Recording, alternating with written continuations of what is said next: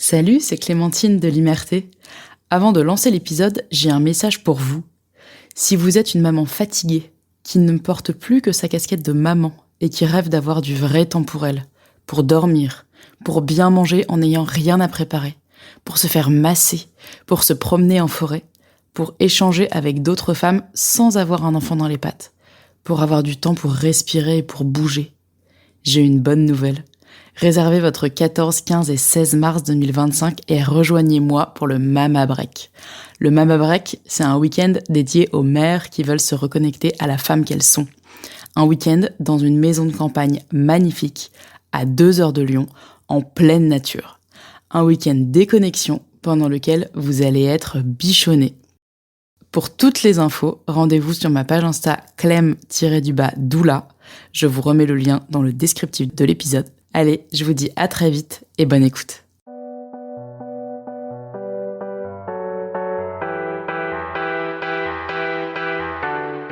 Bienvenue sur le podcast L'Imerté. Je suis Clémentine, doula des familles spécialisée dans le sommeil de l'enfant. Dans mon quotidien, j'accompagne les parents à vivre une parentalité sans tabou. La liberté, c'est la liberté d'être mère comme on l'entend, parfois un peu bancale, en équilibre entre ce qu'on voudrait faire, ce qu'on peut faire et ce qu'on fait vraiment, entre ce que dit la théorie, ce que suggère l'entourage et ce qui nous correspond profondément. Vous allez donc entendre des histoires de mères du quotidien qui partagent la vraie vie, de joie, de galère, de questionnement. Plongez avec moi dans ces histoires de liberté, des histoires un peu ordinaires de femmes extra qui sont mères du mieux qu'elles peuvent. Salut Charlotte.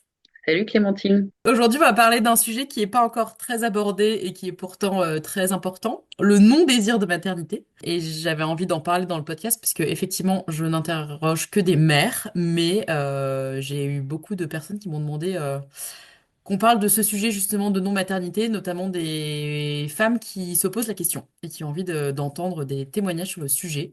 Donc merci d'être là. Petite information, Charlotte est ma sœur. Voilà. Et donc, merci d'avoir accepté de partager ton expérience avec moi. Est-ce que tu peux te présenter pour commencer? Oui, alors bonjour, je m'appelle Charlotte. Donc accessoirement, je suis ta sœur, une de tes grandes sœurs. Mm. J'ai 36 ans, je suis céramiste avec pas mal de cordes à mon arc. Et effectivement, je n'ai pas d'enfant et j'ai toujours dit, je n'ai jamais voulu d'enfant, mais j'ai toujours pas eu envie d'enfant. C'est-à-dire que Mm. la positive est importante avant la négative. Voilà. T'as raison. Et du coup, tu as toujours su que c'était pas une option. Oui, avec plus ou moins des degrés de je suis sûre ou je suis moins sûre. Mais oui, ça, je l'ai toujours su au fond de moi-même et j'ai toujours su que c'était une évidence et je n'ai jamais eu l'impression d'avoir eu envie une seule seconde de ma vie d'avoir des enfants. C'est marrant, alors pourtant, tu viens d'une famille où il y a plein d'enfants. Bah oui, on est 5 enfants et en plus on s'entend bien. Je viens d'une famille saine. C'est pas comme si j'avais eu un mauvais exemple et que je voulais pas le reproduire, quoi. Ouais, et je suis ravie d'avoir des nièces d'ailleurs. Je suis Mm. ravie d'avoir des frères et sœurs qui ont envie d'avoir des enfants. Mais je suis ravie de les voir de temps en temps et qui ne soient pas les miens.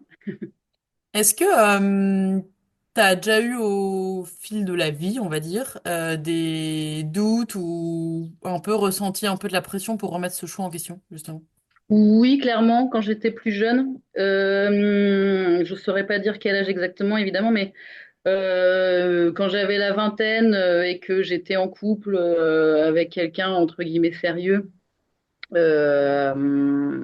évidemment la question se pose. Et à cet âge-là, les mecs avec qui j'étais en tout cas, ils se disaient qu'ils auraient envie d'enfants un jour. Donc forcément, moi je me disais, mais en fait, ça va poser problème un jour, puisque Mm. je sais que moi, j'en veux pas. Donc il y a un jour, il va falloir que je me pose la vraie question. Et puis l'idée d'avoir des enfants juste pour faire plaisir à mon couple, ça me paraissait pas logique, même si je savais pas trop à l'époque ce que ça voulait dire. Et puis aussi, quand tu es plus jeune, si tu dis que t'as pas envie d'enfant, bon, bah, surtout à notre génération, il y a 30 ans, tu faisais des gamins super tôt, mais à notre génération, tu te dis, bon, bah, c'est normal, j'habite en ville, j'ai aucun pote qui a des enfants, j'en ferai plus tard. Et puis les gens autour de toi te disent, bah oui, tu verras d'ici 3 4 5 ans, l'instinct maternel. On m'a dit que l'instinct maternel arrivait à 28 ans, je l'attends toujours. Ok. Parce qu'apparemment, l'instinct maternel, c'est un truc qui grandit dans le ventre. Effectivement, quand j'étais plus jeune, j'ai eu plusieurs passages où je me suis dit, en fait, soit je suis pas normale, je suis détraquée, ou quoi que ce soit. Enfin, il y avait toujours quelque chose de pas normal et j'ai attendu cet instinct maternel que je n'ai jamais ressenti. Et puis après, Mm. évidemment, j'ai compris que c'est complètement faux, que c'est pas une règle applicable à tout le monde, que l'instinct maternel, bon, bah voilà, tu en as déjà parlé dans tes autres épisodes, mais on va pas revenir dessus. Mais il peut être défini de plein de manières différentes. Mm. Et que, en tout cas, moi, ça s'est pas traduit comme ça, clairement. Ok. Est-ce que c'est une discussion que tu as eue avec, je vais dire avec ton entourage, on va dire avec les parents plutôt? Tu vois, est-ce que tu as eu l'impression que tu devais justifier un jour que tu n'avais pas d'enfant et comment ça a été pris? Non, j'ai jamais eu trop l'impression. En tout cas, ça m'a pas choqué, ça m'a pas marqué. Pas avec les parents, c'est sûr. Alors, c'est pas un sujet que je me souviens pas l'avoir abordé spécifiquement un jour à les prendre entre quatre yeux et leur expliquer mon choix de vie, mais je crois que ça a toujours été une évidence. Euh, et j'ai jamais eu à le justifier, tout comme mes frères et sœurs qui ont eu envie d'enfants, pardon, je n'ai pas l'impression qu'ils aient eu besoin de le justifier non plus. Mm. Après, c'est plus par rapport, je dirais, aux grands-parents, à notre chère grand-mère qui, sans être désagréable, c'est vrai, pendant plusieurs années, avait quand même son avis à donner, même s'il n'était pas sollicité. Mais c'était jamais méchant, en fait. Je pense, que c'était plein de bienveillance et en fait, je pense qu'elle se faisait du souci parce que pour elle, surtout les enfants, ben, si on n'en a pas, qui est-ce qui va s'occuper de nous quand on est vieux, en fait? Mm. Donc, je comprends tout à fait d'où ça peut venir. Après, ça ne me touche plus du tout aujourd'hui. Mes amis, j'ai jamais eu trop l'impression de devoir me justifier non plus. En fait, il y a ce gros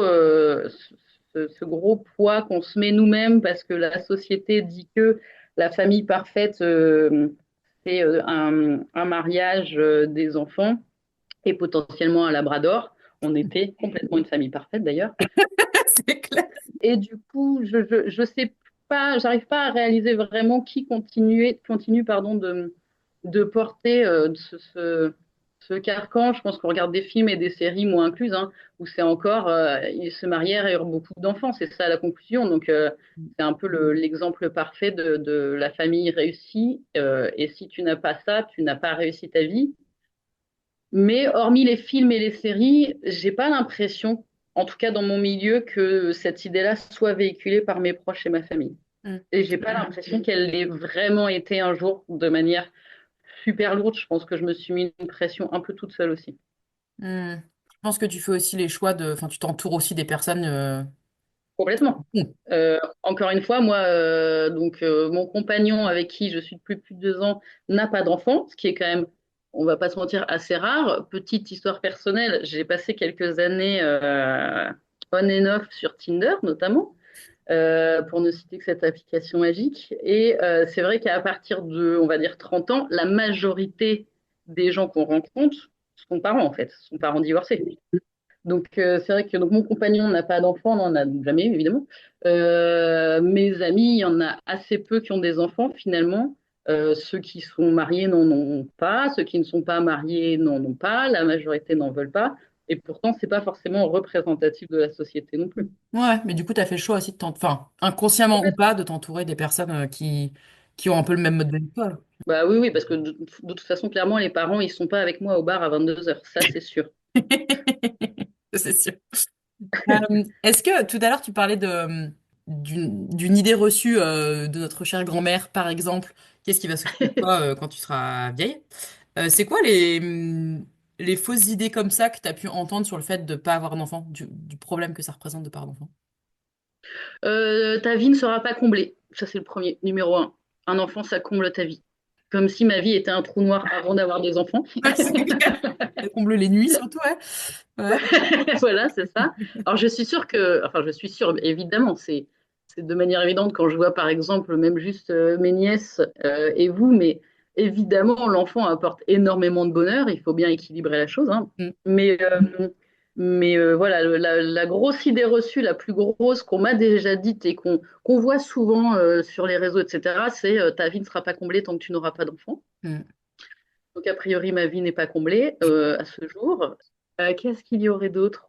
Là, comme ça, j'ai rien qui me vient. C'est vraiment la plus importante. Et puis, effectivement, celle de notre grand-mère, à laquelle, sincèrement, j'aurais jamais pensé. Et je trouve que potentiellement, c'est peut-être une des plus pertinentes. Elle n'a pas complètement tort, parce que dans notre cas, c'est vrai que on est assez présent pour nos grands-parents et nos parents sont présents pour leurs parents, en tout cas du côté de maman, puisqu'ils sont encore là. Mm. Après, c'est pas dans toutes les familles comme ça, hein. Il y a des familles où, à partir d'un certain âge, enfin, tu es dans une maison de retraite et personne ne vient te voir. Donc, Ouais. pas sûr que l'enfance soit vraiment la seule condition pour vivre vieux et heureux, quoi. Oui, puis c'est pas forcément la bonne raison non plus de faire des enfants pour qu'ils s'occupent de nous Non.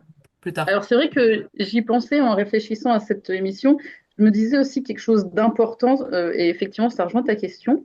Euh, j'ai, je dirais pas que j'ai culpabilisé, mais pendant quelques années, je me suis reposé la question de temps en temps de me dire, euh, d'essayer de trouver une justification plutôt. Dès qu'on abordait la question, parce que moi, juste dire, bah, en fait, j'ai pas d'enfant parce que j'en veux pas, en fait, les gens, ils sont pas satisfaits par cette réponse.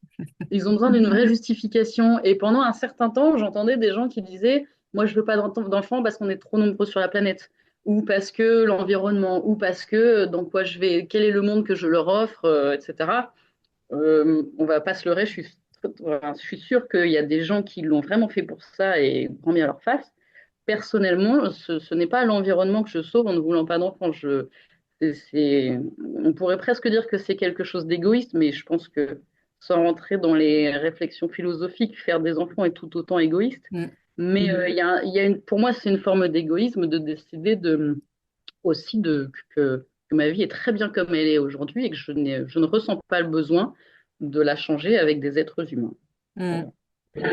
Ça résume très bien. Mais c'est vrai que ça, tu vois, le fait que quand tu dis que tu veux pas d'enfant, ça ne satisfait pas les gens et les gens souvent nous demander Non. pourquoi, alors que tu dis que t'attends un enfant, les gens ils demandent pas pourquoi en fait. Exactement, en fait, avoir des enfants, t'as pas besoin de le justifier. Alors que sincèrement, ça demande tellement plus d'organisation de tout le reste de ta vie. Ouais. Enfin, si tu veux décider de faire des enfants, ça engage tellement plus et ça devrait tellement plus être justifié. Si vraiment on parle là-dedans, hein, parce qu'en Mm. fait, tu fais vraiment ce que tu veux de ta vie. Mais que le fait de ne, en fait, décider de ne pas avoir d'enfant, c'est décider de ne rien changer à ma vie actuelle. En tout cas, pas par rapport à ça. Donc, je veux dire, il n'y a rien de plus simple. C'est-à-dire que tous les matins, je décide de ne pas avoir d'enfant. C'est assez facile comme décision, finalement. C'est vrai que moi, je le décide tous les jours. Il y a des gens qui ne le décident pas, évidemment, hein. Il y a des personnes qui ne peuvent pas en avoir pour plein de raisons différentes. Et ça soulève aussi un autre sujet, si je peux me permettre, enfin une autre question. Il y a quelque chose de vraiment important dans ma démarche de ne pas avoir d'enfant que j'ai vraiment assumé complètement en arrêtant de me justifier le jour où j'ai récupéré mes règles. Parce que pendant un temps, je n'ai pas eu de règles et j'ai l'impression de ne pas avoir eu de cycle non plus. Bon, on passera toute l'errance médicale qui est arrivée avec. Ça a duré 8 ans. Et donc pendant 8 ans, il y a des médecins qui m'ont dit que de toute façon, bon, ben, si je veux pas d'enfant, pourquoi ça me pose problème mon état actuel? Si un jour je veux des enfants, bon, ben, je serai aidée, hein, la médecine fait que on peut être aidé. Et en fait, ce jour-là, je me suis dit, mais en fait, je veux choisir de ne pas avoir d'enfant. Je veux pas que mon corps choisisse pour moi de ne pas avoir d'enfant. Mm. Donc le jour, donc j'ai fait plein de choses différentes. Le jour où j'ai récupéré un cycle, tout s'est remis en place, etc., et que j'ai découvert qu'en fait, je pouvais tout à fait avoir des enfants, c'est vraiment ce jour-là qu'il y a eu un déclic où j'ai complètement plus eu besoin de me justifier, même pas auprès de moi-même. Je ne veux pas d'enfant et c'est moi qui le choisis tous les jours. Ouais, c'est pas suivi. Mais tu l'as dit au tout début, c'est un vrai choix, c'est pas imposé. Ouais. Ouais, Tu choisis de ne pas. Le fait de pas de vouloir pas d'enfant, je vais le dire comme ça. Voilà. Je trouve que ça, est-ce que ça te fait peser encore plus le sujet du cycle, justement, dans le sens, tous les mois, il y a une période du mois où tu es fertile et tu sais que t'en feras rien de cette fertilité, d'un point de vue très pratico-pratique, hein. À quel ouais. point, est-ce que c'est un truc encore plus chiant, du coup, de gérer la contraception? Oui, moi c'est quelque chose qui me pèse, alors pas au point d'en faire des cauchemars la nuit, mais parce que ben, il y a le choix de la contraception et ce qu'on se met dans le corps. Donc après des années de pilule, j'ai décidé de ne plus faire ça. J'ai mis un stérilet cuivre pendant un an. C'était un enfer total. On passera les détails, mais je pense que toutes les femmes qui sont passées par le stérilet cuivre ont vécu cette joie Mm. intense. Et ensuite, j'ai actuellement l'autre stérilet, mais en fait, l'idée de la contraception ne me plaît plus. L'idée de gérer le fait de ne pas avoir d'enfant maintenant en couple et de tout gérer moi-même alors qu'on est deux ne me plaît plus. Je serais célibataire et j'aurais fait le choix de, en plus, pas avoir d'enfant, ne pas être en couple. Je n'aurais pas de moyen de contraception puisque je n'en aurais pas besoin. Mm. Donc c'est vrai que, bon là c'est encore un autre sujet, mais oui, gérer d'être dans un couple dont le but c'est quand même de durer, sans avoir d'enfant, j'ai que 36 ans, donc a priori je suis encore fertile quelques Mm. temps. Ça commence à peser énormément et je peux pas juste me permettre d'arrêter toute contraception, pas actuellement, puisque effectivement sinon, enfin clairement c'est de la flemme, hein. Je pourrais faire à l'ancienne ma température, prendre des précautions, etc. J'ai pas envie de commencer à rendre toute cette partie-là, entre guillemets, médicale, scientifique, par flemme intense. Donc voilà, pour répondre à ta question, oui, c'est pour te citer, c'est chiant. Je n'ai pas encore trouvé de solution, mais oui, c'est quelque chose qui pèse et ça ajoute une charge mentale au quotidien, bien sûr. J'y pense aussi parce que j'ai lu un...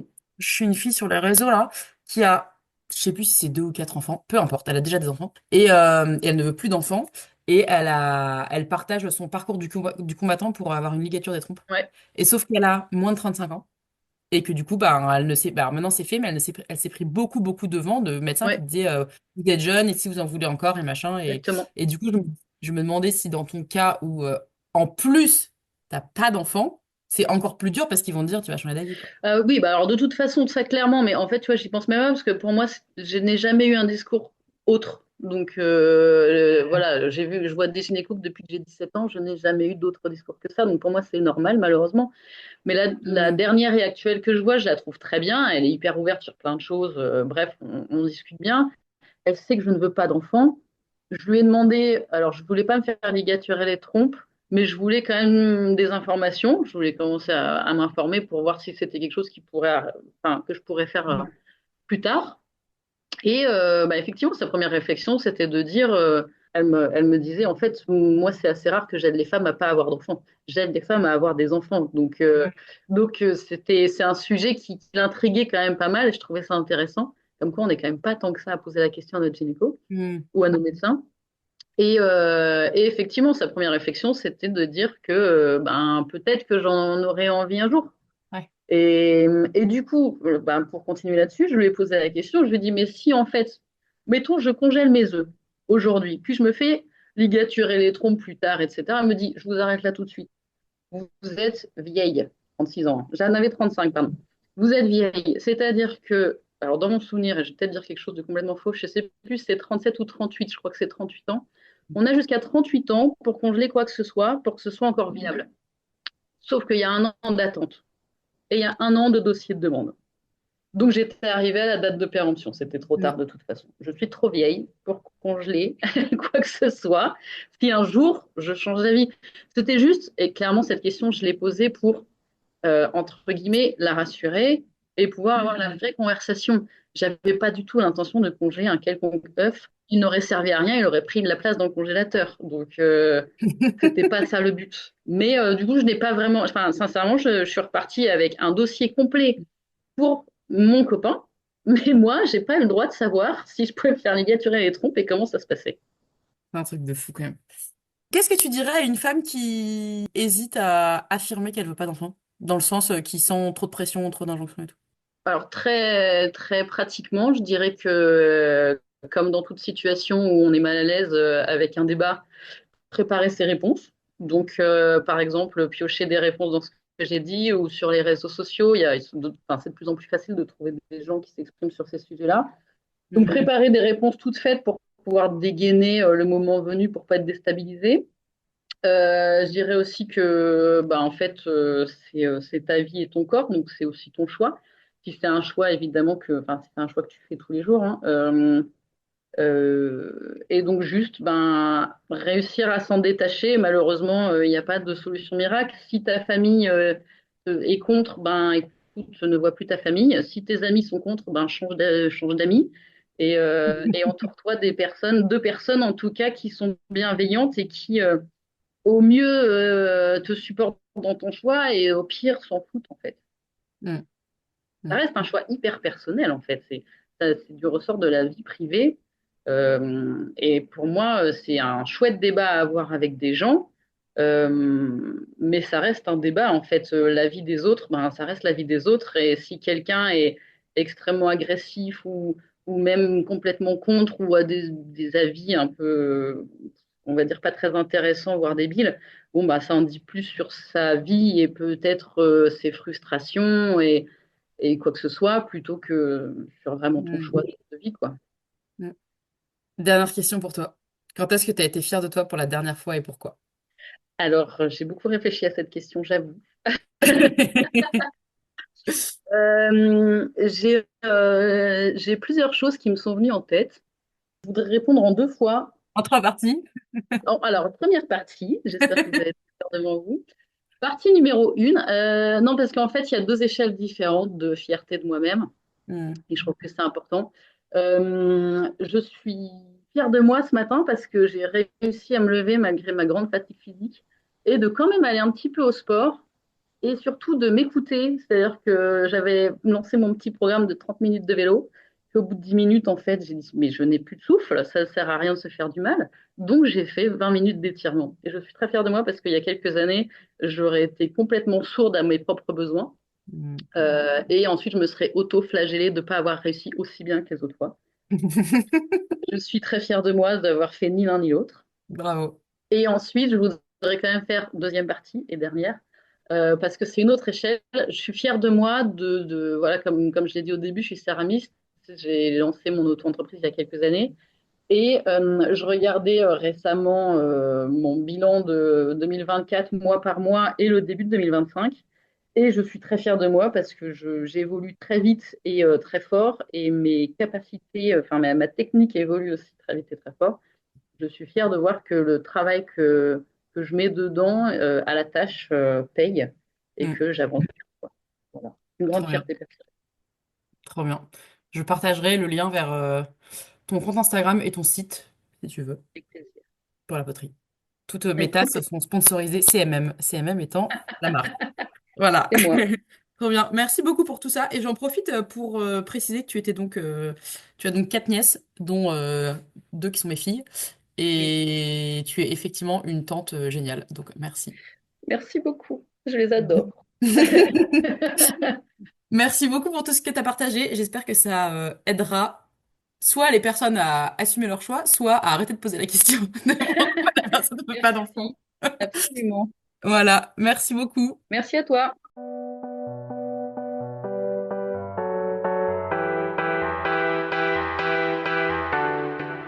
J'espère que cet épisode vous a plu.